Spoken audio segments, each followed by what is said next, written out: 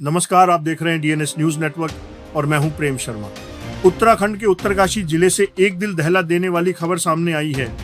धराली गांव में मंगलवार दोपहर 1:45 पर बादल फटने की घटना ने पूरे इलाके में तबाही मचा दी।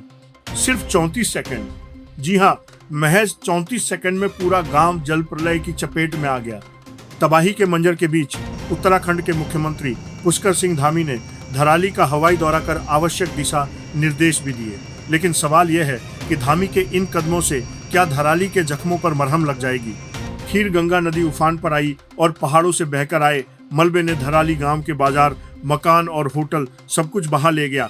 अब तक 4 लोगों की मौत की पुष्टि हुई है, जबकि 50 से ज्यादा लोग लापता बताए जा रहे हैं। बचाव कार्य में एसडीआरएफ, एनडीआरएफ, आईटीबीपी और आर्मी की टीमें जुटी हुई हैं। अब तक 130 से ज्यादा लोगों का रेस्क्यू किया जा चुका है, लेकिन हालात बेहद चिंताजनक हैं। धराली ही नहीं, हर्षिल और सुक्की में भी बादल फटने की खबर है। हर्षिल क्षेत्र में सेना के 8 से 10 जवानों के लापता होने की सूचना मिली है। इस क्षेत्र में ये पहली बार नहीं हुआ है। 1864, 2013 और 2014 में भी बादल फटने की घटनाएं हो चुकी हैं। वैज्ञानिकों ने तीनों आपदाओं के बाद राज्य सरकार को चेताया था धराली को कहीं और बसाया जाए, लेकिन हुआ क्या? कुछ भी नहीं। वरिष्ठ भूगर्भ वैज्ञानिक प्रोफेसर एसपी सती के मुताबिक धराली ट्रांस हिमालय के मेन सेंट्रल थ्रस्ट जोन में स्थित है। ये इलाका भूकंप के लिहाज से भी अति संवेदनशील है। 6000 मीटर ऊंचे उस पहाड़ से आने वाली खीर गंगा नदी जब उफान पर आती है तो धराली को तहस नहस कर देती है। और इस बार एक पुराना डर भी सच्चाई में बदल गया। करीब 6 महीने पहले पहाड़ी का एक हिस्सा टूटकर खीर नदी में अटक गया था और अब शायद वही हिस्सा बहकर तबाही बन गया। धराली गांव का 1500 साल पुराना कल्प केदार महादेव मंदिर भी इस आपदा में मलबे में दफन हो गया।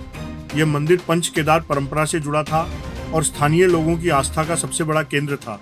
उत्तरकाशी के डीएम प्रशांत आर्या के अनुसार कई घरों, दुकानों और होटलों में पानी भर चुका है।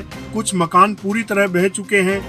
अब सोचने की बात यह है कि बादल तो फटा, लेकिन सरकार नहीं हिली, क्योंकि वोट शायद बाढ़ में नहीं बहते। जहां 20 मकान थे, वहां टूरिज्म के नाम पर 200 होटल बना दिए गए।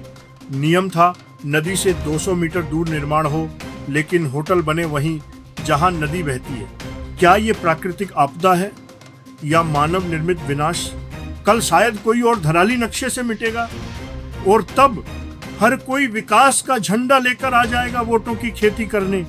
आपसे गुजारिश है कि इस वीडियो को लाइक करें, कमेंट करें और अपने विचार जरूर बताएं। और अगर आपने अब तक चैनल सब्सक्राइब नहीं किया है तो सब्सक्राइब करें डीएनएस न्यूज नेटवर्क, ताकि हर सच्ची और जरूरी खबर सबसे पहले आप तक पहुंचे। मैं हूं प्रेम शर्मा, दीजिए इजाजत। नमस्कार।